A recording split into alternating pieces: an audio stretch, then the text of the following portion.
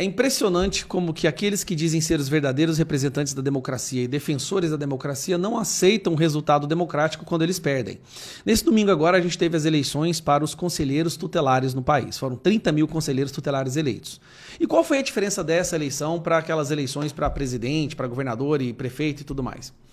Nessa eleição não houve interferência direta da imprensa, não houve interferência direta do TSE, nem do STF. O povo simplesmente trabalhou e foi atrás para eleger os seus candidatos. E o que aconteceu? A direita, os conservadores, elegeram a esmagadora maioria dos conselheiros tutelares. Curioso isso, né? Quando o processo democrático acontece de forma natural, sem interferência de instituições ou de poderes, a direita ganha 70% de lavada. E o que aconteceu logo na sequência? Bom, o ministro dos Direitos Humanos começa a dar declarações de que vai cancelar algumas eleições, que vai alterar o processo eleitoral. E para piorar, nós temos aí jornalista da maior rede de desinformação do Brasil, que é a Rede Globo, dando a sua opinião sobre os cristãos. Que isso, para mim, isso aqui foi uma abominação que aconteceu, só que o Brasil é um país onde as abominações se tornaram naturais. Eu quero que você escute esse cidadão aqui. Eu não sei o nome de nenhum dessas pessoas aí, porque eu faço questão, não assisto essa porcaria. Mas olha o que ele falou sobre a eleição dos conselheiros tutelares no Brasil e a forma que ele quer justificar o fato da esquerda ter perdido.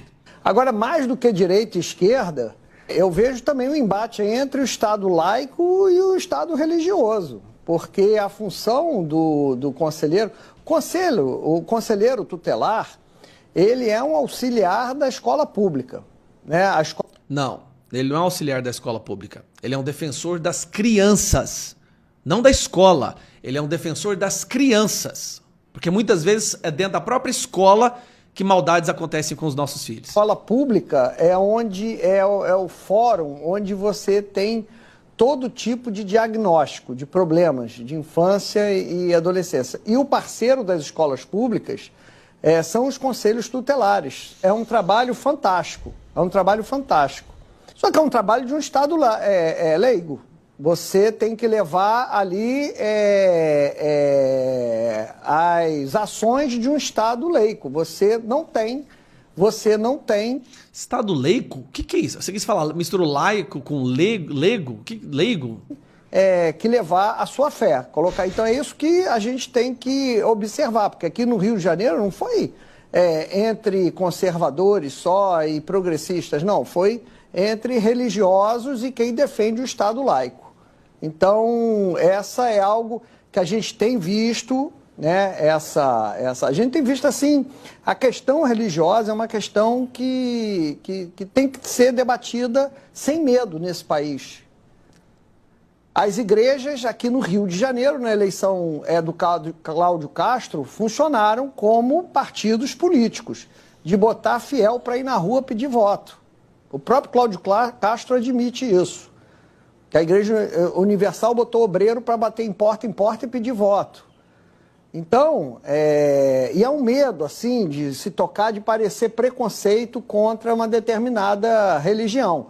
Mas eu vejo no Conselho Tutelar, mais uma vez, essa tensão que é pouco debatida no país, de um extremismo religioso, né? Sem querer generalizar. Eu já estou falando não de Conselho Tutelar, mas eu vejo ali de... Aqui ele já está falando de tudo, né? A religião interferindo no país, né? De forma que não pode acontecer. Pastores que pregam o evangelho do ódio. Meu Deus, pastores que pregam o evangelho do ódio. Meu Deus do céu. Enfim, mas a Igreja Católica, historicamente nesse país, também sempre se envolveu em assuntos... Nunca deu para dizer que o Brasil era um Estado, sempre foi, a República foi laica, não foi.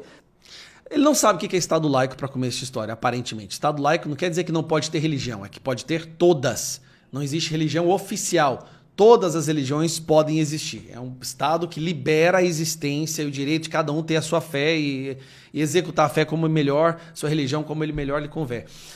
Agora, o que chama a atenção nesse grupo da Globo, isso é a parte preocupante disso tudo, é que quando são sindicatos, grupos comunistas, quando são as abortistas, as feministas se mobilizando, as comunidades LGBT que se mobilizaram para eleger os seus candidatos, não tem problema.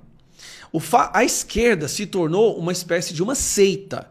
Eles têm uma espécie da sua própria doutrina de fé, só que é do mal, a gente sabe disso. Eles podem ir nas escolas, eles vão das escolas, eles entram nas escolas para poder fazer proselitismo político.